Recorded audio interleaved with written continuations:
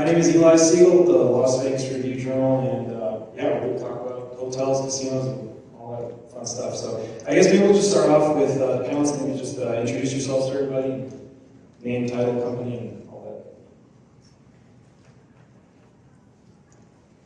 that.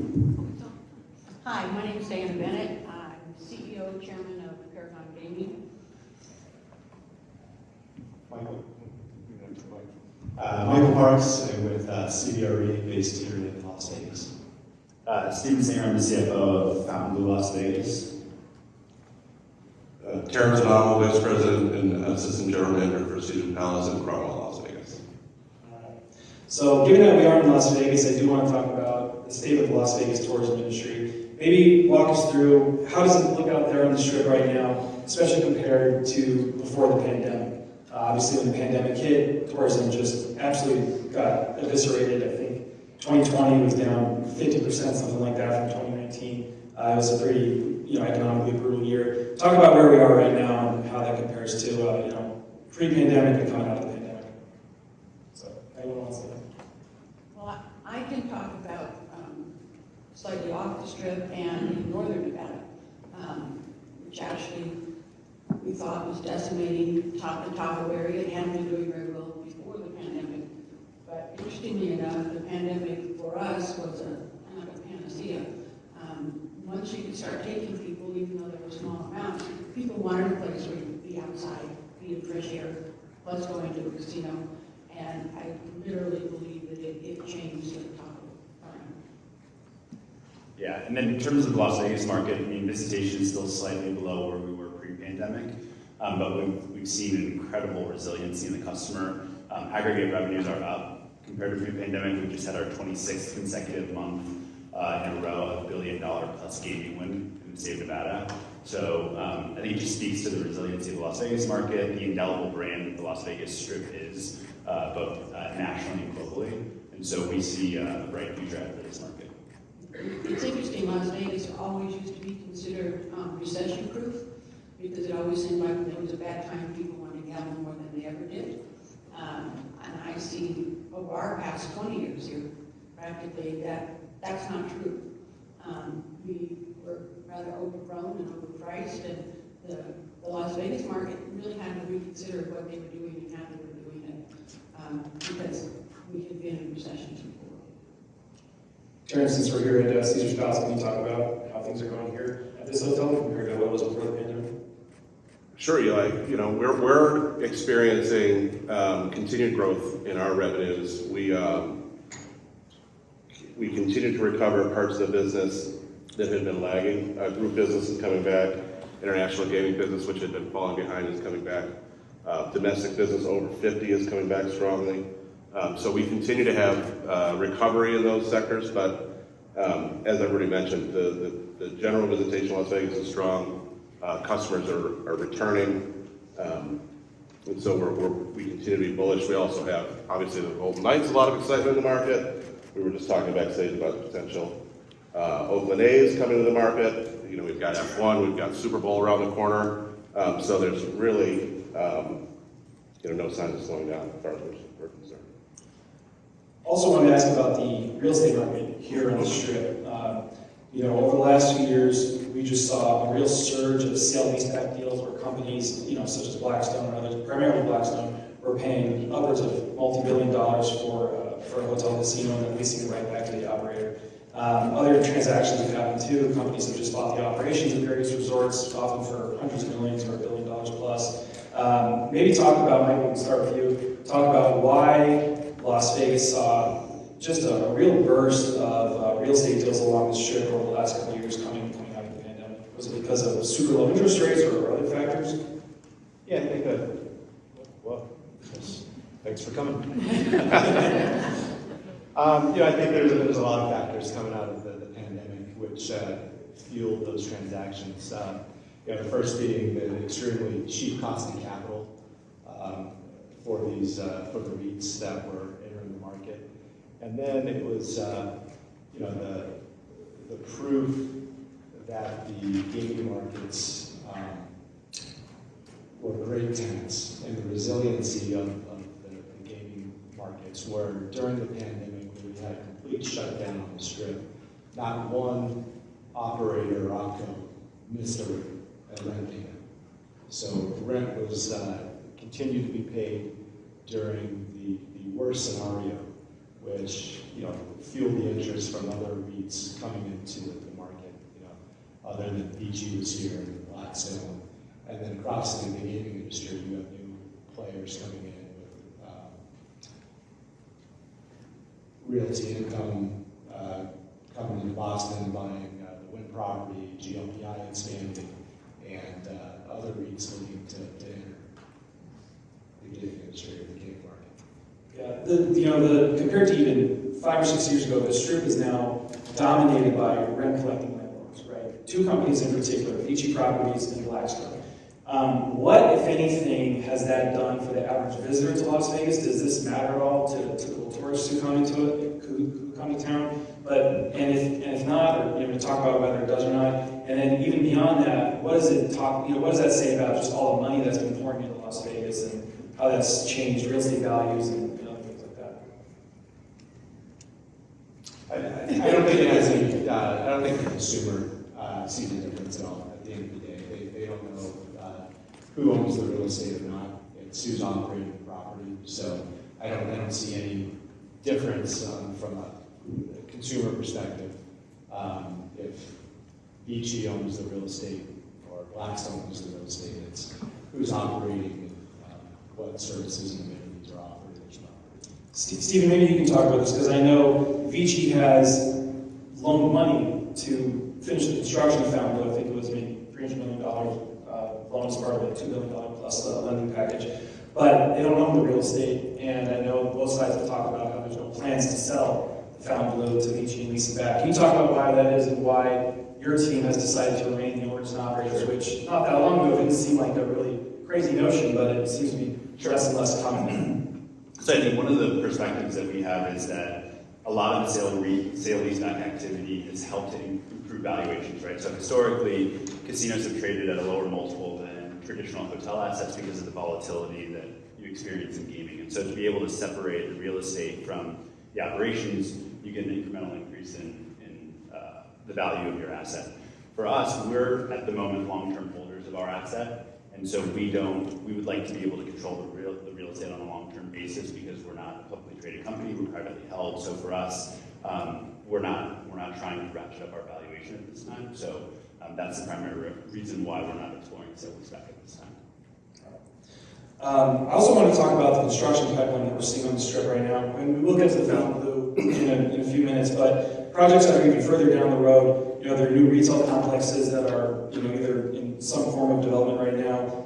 Tillman Fertitta out of Houston, he's got plans for a 43-story hotel casino on the Strip. This goes for anyone here in the panel. Just talk about how these projects could reshape different parts of the Strip, and also I think a lot of people often wonder when they see new plans for a new project, well, does the Strip need another mall? Does it need another hotel? And how these new properties and operators can compete on a street that's already loaded with competition.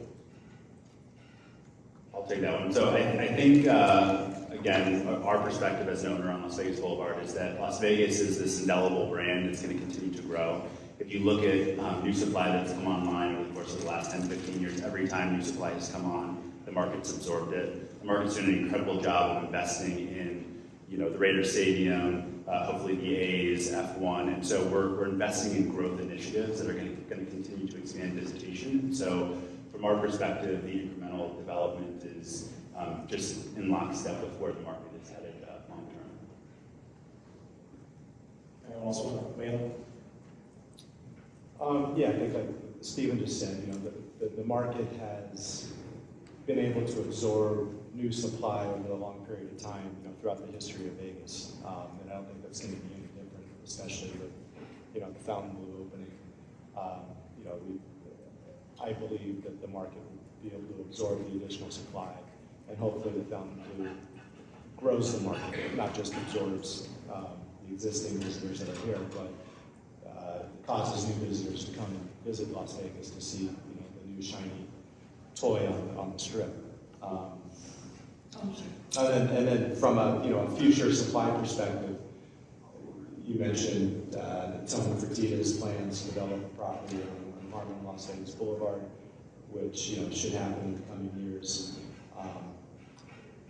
Another project will likely be whatever Bally's decides to do adjacent to the stadium, if and when that gets approved. And then additional retail on the Strip, which is coming in the form of Candy Capital's development of a 3-story, 4-story retail promenade right along Las Vegas Boulevard across from Aria. So, Diana, maybe you can give some good perspectives on this, because your dad, Bill Bennett, was a long-time, very well-known casino developer here in Las Vegas. I think his projects included Excalibur and others on the south end of the Strip. At that time, so looking back to the 80s and 90s, did people talk about this too, like, hey, why does Vegas need another hotel? Are they going to be able to fill the rooms, and were they ultimately able to? Yeah, this is, Las Vegas is just a city that turns itself over every few years. And certainly when we were seeing new growth on the south end of the Strip and the north end was suffering greatly, I personally would be very happy to see now that the north end of the Strip gained the prominence that it once had for our community. And Las Vegas will I give you an example, nightclubs. One company opens a nightclub, and it's the greatest thing ever. And it defies the laws of marketing. The second one does pretty good, and then lower and lower and lower, and they get worse and worse and worse as you go on. So Las Vegas turns itself over deliberately so somebody can rise to the top again, give us something new and great, and then the rest of the properties will think about, well, how do I fit into this? And I think when you talk about New York or any of the East Coast, I can remember when California was having Indian gaming, and it was like, oh, you can't do that, that's just going to ruin Las Vegas. My dad and I both thought the exact same way, in that it's introducing new gamblers to come to Las Vegas. Because if you like gambling in your neighborhood casino, you want to see what the Strip is all about. That's not going to change. I want to talk about, too, the next big opening coming on the Strip, which is the Fountainebleau. For those who aren't aware, it is the big blue tower on the north edge of the Strip. It is a project with a very long and tumultuous history. Plans were first unveiled, I think, in 2005. Developers broke ground in 2007 and went bankrupt in 2009, and then basically just sat there for several years. I think it was about 2/3, 70% finished, something like that. Just standing there with no one really knowing what was going to happen. Changed hands a few times, changed names a few times, and now it's back in the hands of the original developer, Jeffrey Sofer from Florida, who, in partnership with the Coke Industries, reacquired it a couple years ago, resumed construction, and is now set to finally open this project in December of this year. Stephen, you're the CFO. Talk about the significance of this project finally opening and why, from your perspective, it took so long to finish this resort. Sure. So it's an incredible story, as Eli alludes to. The original developer, Jeff Sofer, now completing his project. It's a really challenging opportunity to acquire a 9 million square foot building that's 70% complete and reconcept it and deliver it to the market. It requires incredible partners, which we have. It requires tremendous investment, which we've made. And we're very excited to deliver what we believe will be a best-in-class asset come December. There's a tremendous amount of planning going on. I liken it to moving into a new house and trying to throw a dinner party the next night. It just happens that our house is 9 million square feet, so there's a lot of planning that's going on. But we're very excited to kind of finish what I believe is the last vestige of the financial crisis in Las Vegas. That building sat there for a long time, incomplete, a lot of rumors about what it could be, what it wasn't, whether it needed to be torn down. And so we're incredibly excited to open the doors and show people what was always capable in that location and prove everybody wrong. Terrence, this is for you. What kind of impact could the Fountainebleau's opening have on existing competitors on the Strip? Does it initially cycle away customers from properties like Caesars or other, or MGM properties, or does it eventually give you guys even more because you've got more people coming to Vegas? And what's the spillover effect for other operators on the Strip? Well, I would say, and we've seen this time and time again, when Cosmopolitan opened, when Resorts World opened, and onward, these new buildings, they spark renewed interest in Las Vegas. It's a reason for people to come to the market, and as far as we're concerned, growing the market is the top priority, and I think that's beneficial for everyone. It also provides existing businesses a chance to reinvent themselves. You know, if we're making investments in hotel towers, we just announced the rebranding of a tower at the Horseshoe to the Versailles Tower, which will plug into the Paris complex. And those types of changes they're allowing us to keep up with the changes in the market that properties like the Fountainebleau are bringing online. Mike, I have a question for you about this too. You know, when you have a new project opening, does that spur more interest from prospective developers and land buyers on the strip, or maybe alternatively, does it scare them away because they see a big new competitor opening and they want to kind of let the dust settle before they show interest in possibly doing a project out here? What kind of impact does it have on developers and investors? I think it definitely sparks additional interest in Las Vegas and in the market. But a lot of developers will go in, conservatively and with the cautious side, just to make sure that a new property can, that the market can absorb the new supply before a developer will come and plan another multi-billion-dollar project.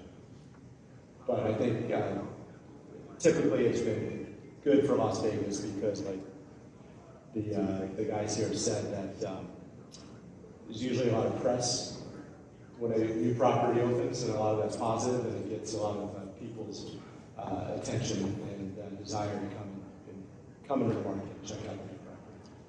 Diana, can you talk about outside of Las Vegas, because you've opened properties in Canada, I know, and other markets. When you do open a new casino in another city outside of Las Vegas, does that also spark, a surge of visitors coming just to check it out and see what's flashy and new, or does it not have the same kind of impact that it does, that a new project does typically have here in Vegas? Right, well, and in Canada, gaming is very different. It's involved with the province regulators. They actually regulate and take advantage of gaming in Canada. And it's a little different in every province like we are here, but it's not viewed as a huge category. Everyone would say, oh my God, you can build this wonderful, beautiful casino, and then the other half is saying, we don't need a casino. And there's more of those anti-ones often than there are positive ones. But when we opened the park, it had an amazing reception, and then everybody did want to come see it, even though we battled for years to get it built. You're talking about the Vancouver property? You're talking about Park Vancouver? Yes. But we don't have a strip. In Canada, there's not a place where they're all side by side. This is where I get to go, and I'm going to walk just 5 miles up and down and see everything that there is to see about gaming. You're going to have one in each major city, and that's about it. So it's a draw, it's interesting, but it's nowhere near what we do here. This is for anybody here. Maybe talk about the impact that major entertainment events like F1 and the Super Bowl, which are obviously for a very short period of time are going to bring a lot of people and a lot of money here to Las Vegas, but it does put the spotlight on Las Vegas. Does that, what kind of impact, if any, does that have on real estate and people's interest in doing real estate deals out here when you have a major event like F1 that could bring hundreds of thousands of people here for a couple of days? Well, I think it speaks to kind of what I said earlier. It's the continued investment in entertainment and initiatives that are expanding the overall market in Las Vegas. So as a developer looking at Las Vegas as a potential opportunity, you're seeing these types of draws that the city is attracting. And so obviously the view is there incremental demand there to be able to build another hotel, casino, resort to expand supply. So I think if I wasn't in the market already, I would be looking at all of these as extraordinarily positive signals that Las Vegas is geared for growth on a very long-term basis. I know the more immediate impact of major events is room rates go through the roof. Terrence, maybe you can talk about that, what you guys are doing with Caesar's Palace and also any other panelists. Just anecdotally, what have you seen with room rates around the Formula One race this November and Super Bowl next February? Well, I would say, generally speaking, we've alluded to it a few times, but Las Vegas continually evolves. And if you went back 20 or 30 years, we had lower room rates. We were trying to attract people to come out and primarily gambling was the activity that we tried to promote as much as anything. And as we continue to evolve the city into a world-class sports town with these world-class attractions and world-class entertainment, as many people come to Las Vegas for that, for dining, for shows, and never hit a slot machine or a table. And it's really it's over half of our business now, which hadn't been the case until recently. And you see that reflected in room rates. You know, yielding that real estate for room rates is as much part of our strategy now as you know, Blackjack was 20 years ago. And Diana, you still operate oil hotels, is that right? Okay, maybe talk about the room rates you guys are able to charge there and compared to other off-strip properties, which I'm sure will be very high, but not as high as they would be on Las Vegas Boulevard during the Formula One race. Now, we are very cognizant of those periods of times where the rates go up. I mean, oil is small, we know we can't go as high, but it does make a big difference on what our rates are, especially when, as Terrence said, you may have an example of people coming here and we want them to gamble and eat and go shows and all that, but we may not get much gambling out of some of these groups. I think the Formula One, we will, but it's like when a convention comes to town, when CES comes to town, you can shut the casino down and still make as much money from your room rates and your food and beverage. But I think the Super Bowl, Formula One, all of these things, it's going to be great for all aspects. I don't doubt it for a minute. And Steve, the Fountainebleau is opening after Formula One, but it will be open in time for the Super Bowl. What are you guys seeing in terms of your group business, room rates, all that kind of stuff for the Super Bowl? Everything is very, very positive. So we're currently on sale from a group standpoint. We're gearing up to do our budget for next year, so we're tracking room rates across the city, and the traction that we're getting for Super Bowl and other major events are incredible, and are continuing to kind of inform our strategy and adjustments that we need to make as the market continues to move. Let's look outside of Las Vegas a little more. It looks like the next major casino market could be New York City. There are 3 downstate, as they call it, downstate gaming licenses that are coming up for grabs. Companies like Caesars, Wynn Resorts, they've announced plans to get in on the action and try and operate a property out there. What could the growth of New York City as a gambling hub, how could that impact Las Vegas? But perhaps more importantly, how could that impact Atlantic City, which is a lot closer to New York than we are? Well, I'm not concerned about it impacting Las Vegas, but I think it should be a wake-up call for Atlantic City that they really need to step up if they want to stay in the game. If you could go to those places in New York, and New York's even closer than the Philadelphia market, they're not going to go to Atlantic City at this point in time because they have not reinvented themselves time after time. Yeah, I agree. I don't think New York showers have any type of negative effect on Las Vegas just because of the proliferation of gaming over the previous 20 years as it's spread out across the United States. I think it would be a different story if they were opening a casino in downtown Los Angeles because California is the main feeder market for Las Vegas, but New York shouldn't have any real impact on the Las Vegas market. How do you think it could impact Atlantic City? In Atlantic City, I think a lot of it's going to depend exactly where the casino is located in New York. So if it's located out in Long Island or some of the other locations, might not have as big of an impact if it were to be located in Manhattan. So I think the actual location of where they award the license in New York could affect Atlantic City, depending on where it is. But at the end of the day, I think if what is going to potentially impact Atlantic City more is if a casino is placed in Manhattan and then New Jersey decides to allow a casino to be placed in upstate New Jersey and Meadowlands, which will, have drastic effects on Atlantic City. So it'll be interesting to see how the New York process plays out.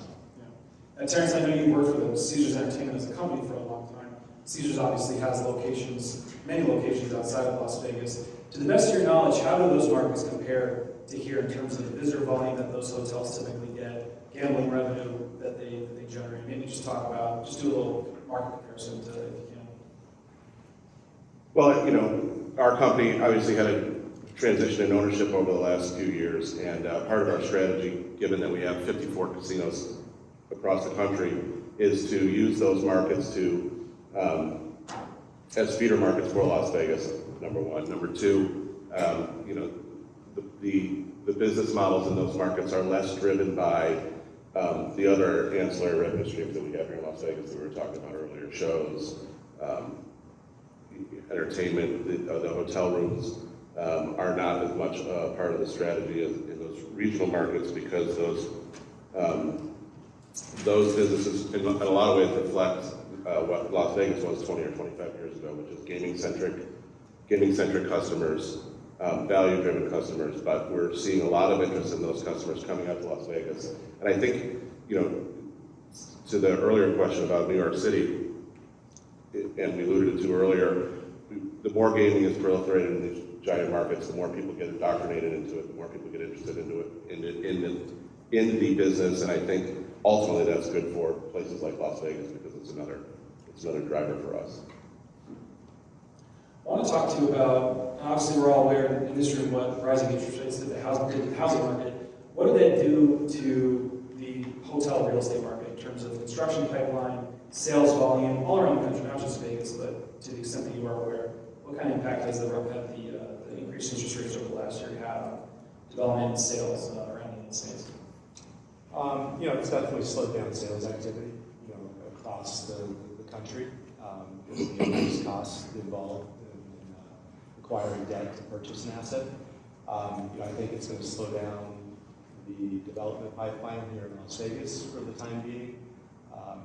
Unfortunately, we've seen a casualty of that already with the stalled Dream Hotel project on Las Vegas Boulevard, and the difficulty in acquiring the debt to finish that project.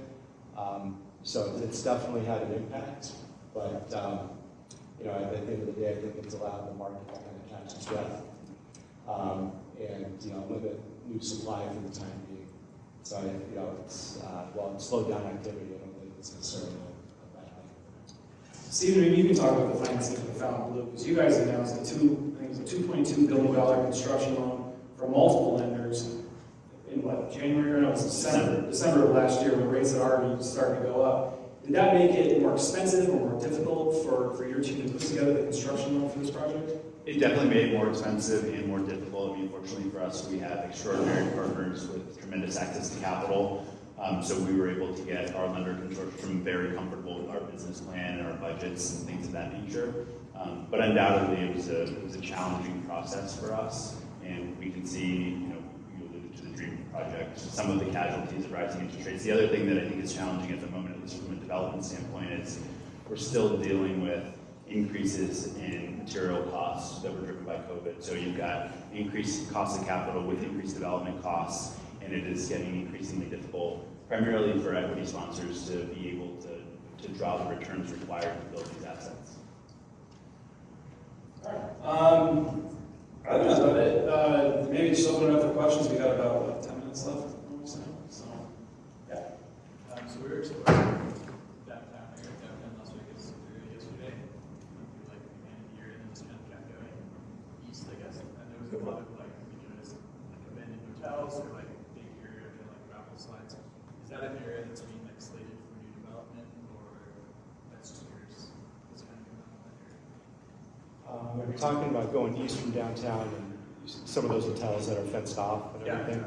So I believe a lot of those properties which you saw were assets that were acquired by Tony Hsieh, who was the late CEO of Zappos. And so he had personally acquired 10 city blocks along East Fremont of assets to reposition and redevelop. And after his passing, the family's, I think, working through his estate now, and will be selling those assets off to hopefully developers who would come in and continue his vision to redevelop those properties in downtown. Tony had an amazing vision, not just to build properties, but to make sure that his employees had nice places to live, that there were more restaurants. I mean, he really had a vision for turning around downtown. His death was tragic, and it has had an impact. But I'm with Michael. I really hope somebody else, now that they get the estate settled, will start living out James Street. Yeah, question? Yeah. So ESG is something that's investors, lenders, maybe even some consumers. What are some of the unique sustainability challenges, both on the operational side as well as the development side, for hospitality here in Vegas, and how are you, your firms, addressing some of those concerns, sort of day-to-day and sort of big picture? So it's something that we focus on a lot. It's very important to our customers, both on the transient side as well as the group side. We are working to achieve a Green Globes accreditation for the resort, similar to a LEED accreditation. We had some limitations in the sense that we inherited a 60-70% complete building, but it's something that we focus on a lot. So we sort all of the trash to make sure that we're recycling. We have capabilities to dispose of food waste and things of that nature, so it's a huge focus of ours. Yeah, I think the market does a good job of sharing its best practices. Obviously energy concerns are first and foremost on our mind. We do things like make sure that when this room and all this 100,000 square feet of convention space is occupied, we're not air conditioning it, the lights are off. We do those kinds of audits regularly. We sort trash, as was mentioned earlier. We recycle as much as we can. We make sure that all of our food packaging is environmentally friendly. We try to uncover everything we can to make sure we're good stewards of the environment and of the resources that we have. Can you talk about the current thinking on resort fees and charging for parking and sort of these add-ons that have come in over the years, and why not just be transparent, sort of one price up front? I'm not sure I understand. Like resort fees, right? You can get a room for $50 and then there's another 50 in resort fees. It's sort of the marketing strategy of having the add-on rather than a flat rate. Well, resort fees really was born out of the Expedia travel model, and there are commission fees paid to third-party marketers in these bulk sale websites, and so that is part of the math that goes into it. We provide a lot of, as a resort, Wi-Fi access to the health center, fitness center, access to the pool, and those services are all included in the resort fees. Any other questions? Yep. Yeah, being from Miami, I've seen personally how F1 has transformed the sport from Miami to the state of Florida. It's the number one sporting event in the state now. That coming here soon. I was just curious about the pricing power of your rooms. How much more are you able to command in pricing for your rent park per room doing F1 week? 2x, 3x? Well, our room rates are online now, and they are in the neighborhood of 3 to 4x what a typical weekend would be. The weekend that F1 is coming is really fortuitous for the market. It's traditionally a very slow weekend the weekend before Thanksgiving, and now it will turn into a peak weekend for us. So, the demand has been tremendous. We at Caesars property, we have a 3-night minimum stay at right now trending, like I said, 3 to 4x a typical room rate. But the demand is strong. We are booked, over 30% of our rooms are booked this far out for F1, and demand continues to pick up as the dates come near. Yeah. As I understand, there's a few planned demolitions of buildings along the strip. Is that due to land scarcity, or I know in one case it's like for the baseball stadium maybe, or is it like the buildings themselves are like derelict, or like the conditions, or just due to needing to fully build new things versus like adapting existing buildings? I'm only aware of one potential demolition that would do the Tropicana if the A Stadium gets approved. But no. Yeah, so that's the only one that I'm aware of from a demolition perspective. There were some demolitions last year, but it was to clear space for new projects. So this company we talked about, Gidney Capital, they're planning to build it's like 3-story, 300,000 square foot retail. Las Vegas Boulevard, just south of Harmon. They knocked down buildings on their 9-10-acre site to clear the space. And then Tillman Fertitta has already demolished a couple buildings to clear space for this hotel project. But as far as like hotels getting knocked down. Or- Well, Fiesta got demolished because of the private parks, and they're going to decide whether it goes to the city or what's going to be used on that. Any other questions? All right, I think that's it. Thanks a lot, everybody. Thank you.